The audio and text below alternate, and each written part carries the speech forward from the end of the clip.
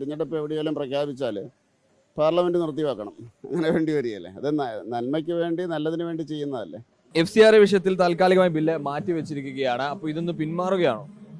അല്ല, എല്ലാവരുമായിട്ട് ചർച്ച ചെയ്തിട്ട് അവരുടെ ആവശ്യത്തിൻ്റെ അടിസ്ഥാനത്തിൽ ആവശ്യമാണെങ്കിൽ ബില്ല് കൊണ്ടുപോകും.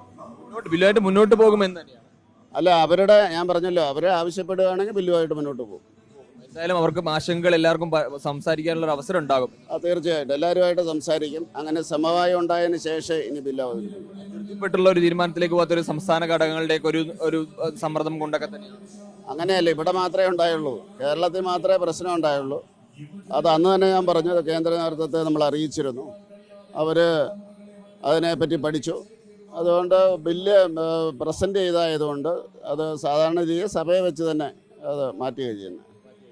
അപ്പോൾ ഇതിൽ ഇവിടെ തന്നെ എല്ലാ പ്രശ്നങ്ങളും അവരുടെ ആശങ്കകളും ഒക്കെ തന്നെ കൃത്യമായിട്ട് പരിഹരിക്കപ്പെടും. അവരുടെ ആവശ്യങ്ങൾ പരിഗണിച്ചുകൊണ്ടും ഇനി അവർ ആവശ്യപ്പെടുന്ന അനുസരിച്ച് ഇനി അത് ബില്ല് വരുള്ളൂ.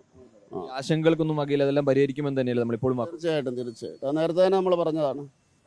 ഇതിലെ ഈ കാര്യങ്ങളിലൊക്കെ തന്നെ അത് ആവശ്യമില്ലാത്ത സാധനങ്ങളാണെന്നുള്ള അഭിപ്രായങ്ങളൊക്കെ പല കോണുണ്ട്. അങ്ങനെ അത്തരം ഒരു അല്ല, അത് ചർച്ച ചെയ്തിട്ട് അവർ പറയുന്ന അനുസരിച്ചാണ് എന്ത് ചെയ്യുന്നത്. ആവശ്യമുള്ളത് പറഞ്ഞു കഴിഞ്ഞാൽ അത് ചെയ്യും.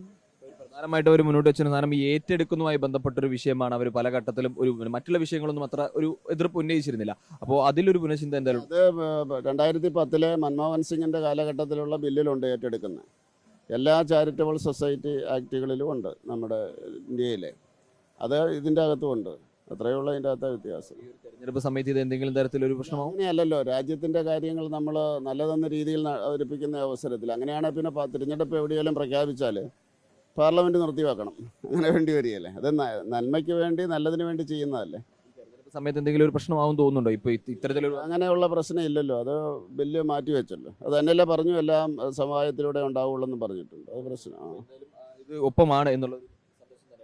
തീർച്ചയായിട്ടും അത് തന്നെയാണ്. എന്തായാലും ബില്ലിൽ നിന്നും പുറകോട്ട് പോകുന്നില്ല. പക്ഷേ അതിൽ കൃത്യമായി ചർച്ചകളുണ്ടാകും. ആ ചർച്ച ചെയ്ത് തരും അതിലൊരു തീരുമാനം ഉണ്ടാകുമെന്ന കാര്യത്തിലാണ് മന്ത്രി വ്യക്തമാക്കുകയും ചെയ്തത്. രഞ്ജിത്ത് കളത്തിപ്പടിക്കൊപ്പം റിപ്പോർട്ടർ അഖിൽ, ഇന്ന് റിപ്പോർട്ടർ, കോട്ടയം.